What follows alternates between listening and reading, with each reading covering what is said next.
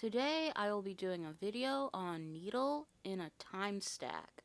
Taking place in the future where time travel is possible, a man goes on a journey to change the past in hopes of meeting his soulmate, who he was separated from. I was not going to watch this because I despise Cynthia Erivo, but what made me watch this was the fact that it involves a black couple being in love and time travel. It was a fantasy and didn't display negative stereotypes. In fact, anyone of any race could play any of the characters, which was refreshing. It was like watching a wholesome version of the butterfly effect. The film follows a couple who are very much in love, and the husband is suspicious of his wife's ex-husband, trying to break them up by erasing their memory through time shift and changing the past. The ex-husband is bitter and resentful that his wife basically left him for another man, and he can't move on. This was like an almost 2-hour episode of Black Mirror. Maybe the story was rejected by Black Mirror,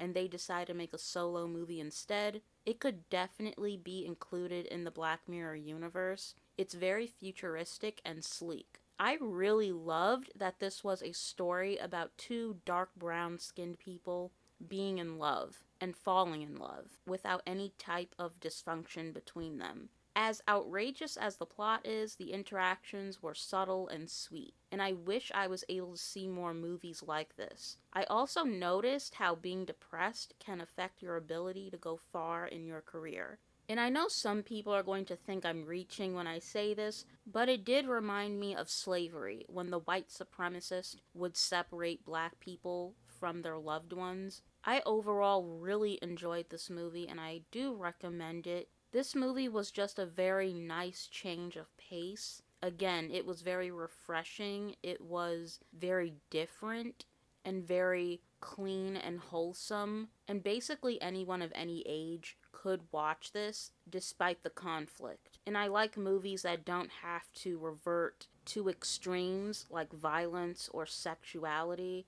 in order to convey a very compelling storyline. And I give this a 7 out of 10. I hope the low rating on IMDb is solely because people just don't like Cynthia Erivo, because the film itself is good if you can look past her. By the way, this woman has such a weird voice. She sounds like a 13-year-old boy.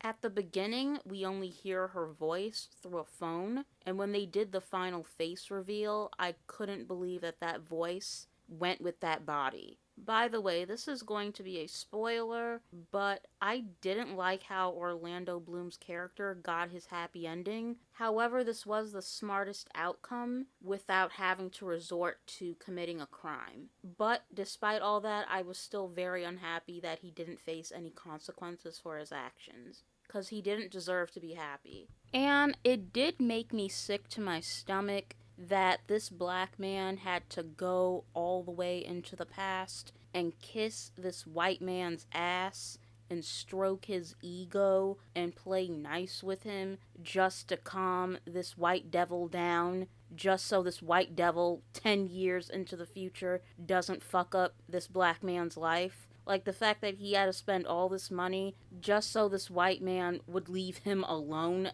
essentially. Like, I understood that that had to happen, but it still made me so mad. Like, he was literally, and I'm not even being sarcastic or over the top, but he was literally babying this white man. And this white man was already privileged. Like, he already came from a good background, a privileged background, and that still wasn't enough. Like, he still needed to take, and he was just a selfish asshole. And I was so mad that he didn't get smacked up. But yeah, that was the one major thing that really pissed me off.